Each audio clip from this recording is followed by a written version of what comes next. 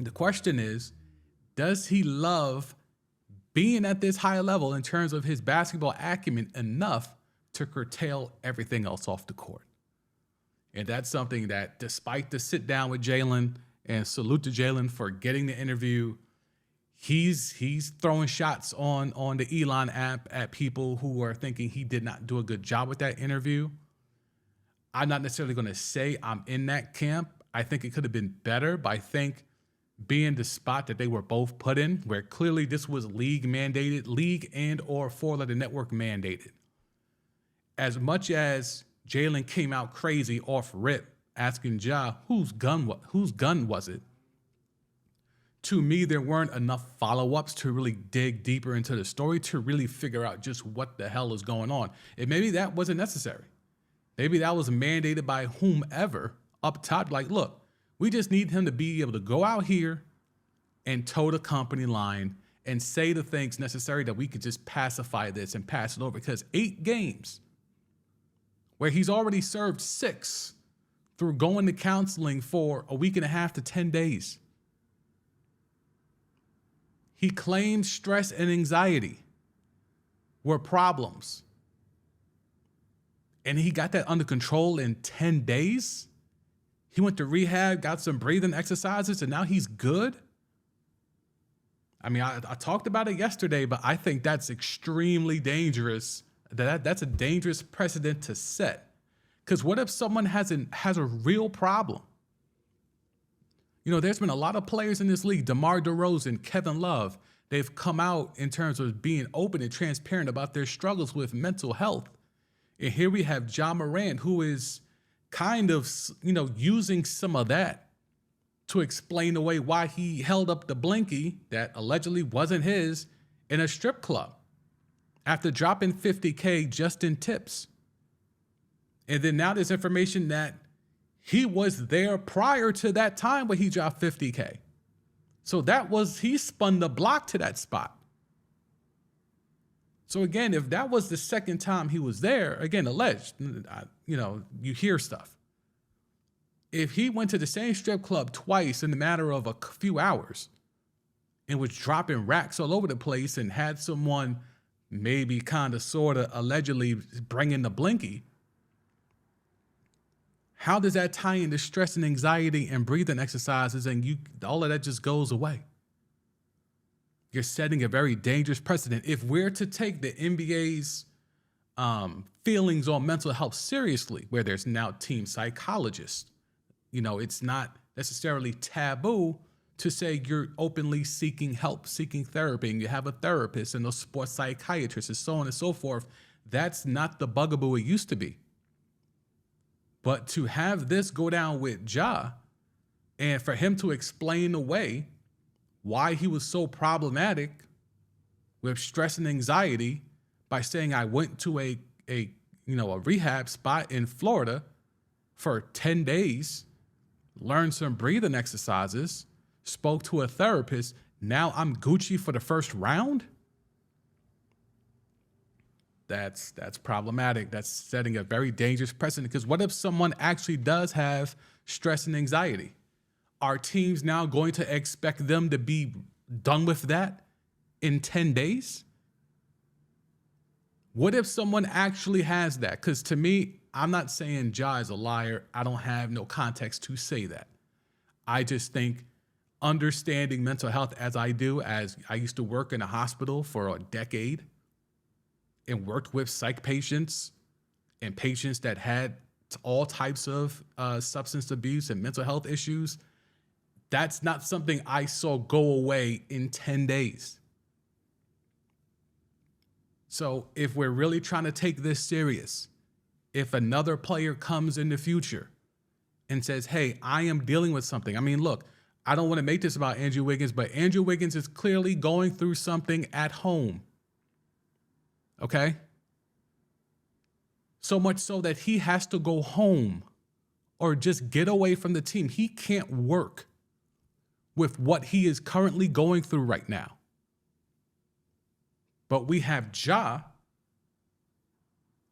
who allegedly is beating people up, who allegedly is pulling up on mall employees, who allegedly is pulling up on high schoolers, who allegedly is beating people up in his backyard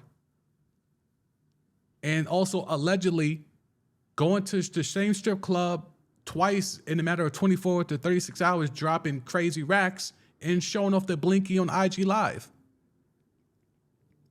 He gets to use the same mental health that DeMar DeRozan and Kevin Love have been open and transparent about. He gets to use that same excuse to explain away all those incidents. And at least the strip club incident is the only one that the NBA is actually making a judgment on.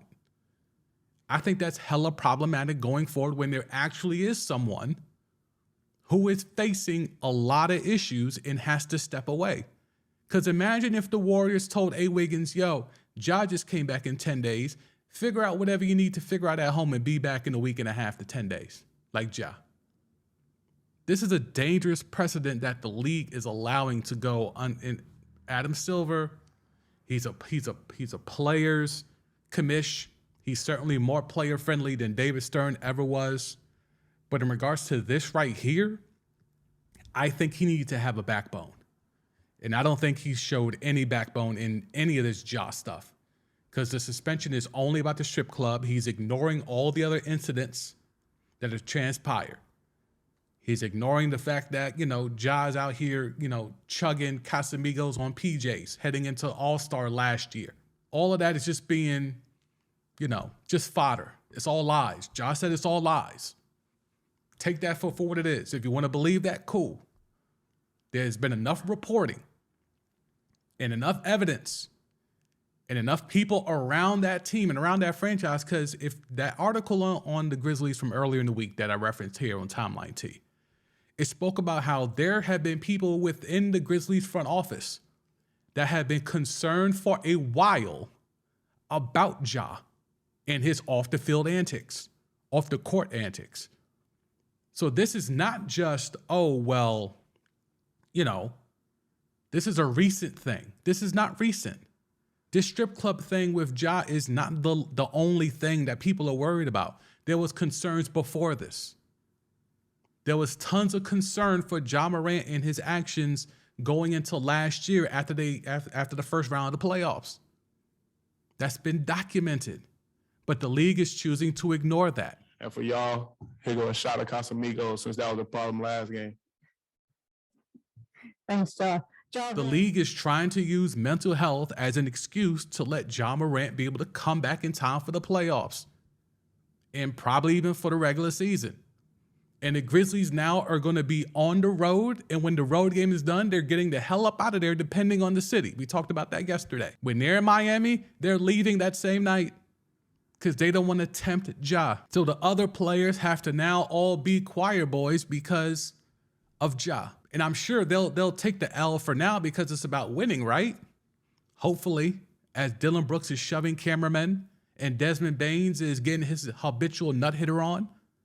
Hopefully it's about winning with this Grizzlies team. This Grizzlies team that a lot of us were thinking was going to be a young, energetic, up-and-coming, that's why that whole beef that they were trying to start with the Warriors was going to be dope, because you could see them actually being able to beat the Warriors at some point down the line. But not when your star is, crying about social anxiety, stress, going away for 10 days, and then magically he's all better just so the league can keep getting their playoff numbers because they need a superstar like Ja Morant to be able to go.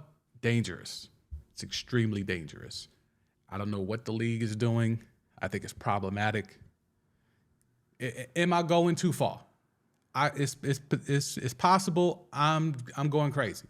It's possible.